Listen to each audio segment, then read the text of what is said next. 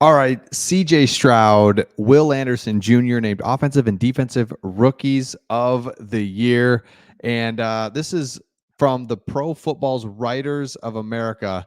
And so it just goes to show that future's bright, right? Like, gee whiz. Stroud, 22, became the youngest quarterback to win a playoff game. He joined Tom Brady and Joe Montana as the only quarterbacks in NFL history to lead the NFL in passing yards per contest and touchdowns to interception ratio. But we're going to get to the move that was behind it all. If you're new to the channel, we make videos for teams that don't get the love nationally like they should. Texans, we were on that all the way this summer. We're like, dude, this guy's good, man. Trust me, he's really good. And dude, like, are you kidding me? This guy's outstanding. So love Stroud and all that he stands for too, and just his ability to be open and speak about God and what God's done in his life and how he wouldn't be here without God. Like, he's a franchise dude that's going to be there for a long time. But here's how it all got there with Will Anderson, CJ Stroud. CJ Stroud goes number 2 overall. Incredible, right? Kind of like the Lions. By the way, we're Detroit Lions fans, so we're loving this season, obviously. So as the number 2 overall pick, this is what happens with the Lions.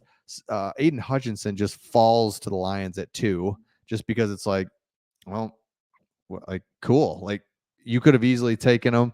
You could have easily taken CJ Stroud, but he falls to at 2.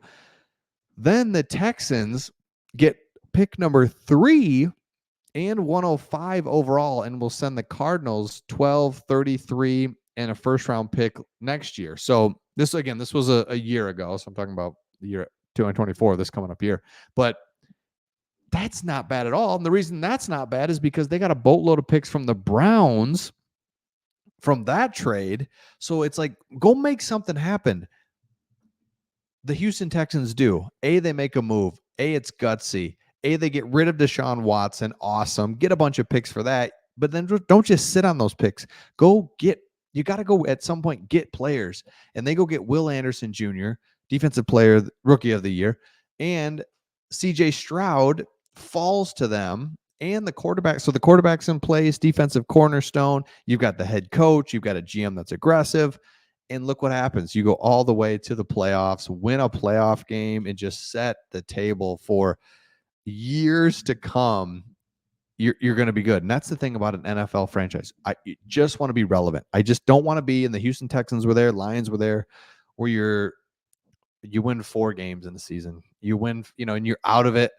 You're out of it by Halloween. You're 1-7 at Halloween. It's like, dude, come on. Like, that's not, you want meaningful games. You want to watch on Sunday.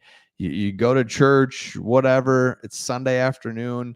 You want to watch a fun football game and go do something afterwards, right? Instead of like, oh, geez, they're 1-9. No, this team is not going to be bad for a long time as long as CJ Stroud is healthy. And then on top of that, look at what Tankathon has a mock draft for this coming year. Still picking 23rd thanks to that Cleveland Browns pick. So they have Arnold out of Alabama.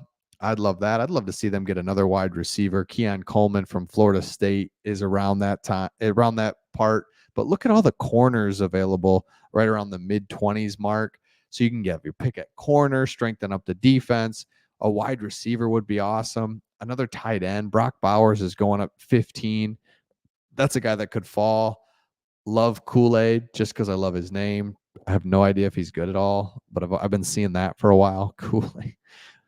Brian Thomas, Kalen King, an offensive tackle, and you probably don't need that, I guess, but there's wide receivers, there's corners, all because of a gutsy move a year ago that just shows, okay, this franchise is not messing around. They've got the head coach, the quarterback, the culture, the trajectory. It's all there. I love it. It's very similar to the Detroit Lions.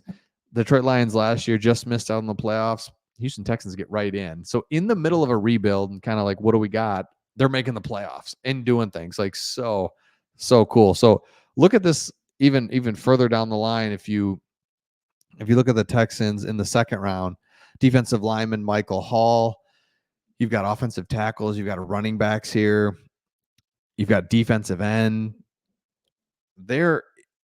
this draft, what people are saying is it's got the top heaviness in quarterbacks, but then it's deep as well in a couple other positions. Corner, which everybody needs a corner. Like, come on, you just do. Everybody needs a corner. Why not get a superb another weapon for CJ Stroud? It's to that point now where you can feel confident in getting him any weapon is just going to be great. So let me know your thoughts in the comments on this one. Love what the Houston Texans did. Love the move a year ago, and you just can't wait to set up and see what they do this year with their draft picks as well. And we'll see all of you on the next one.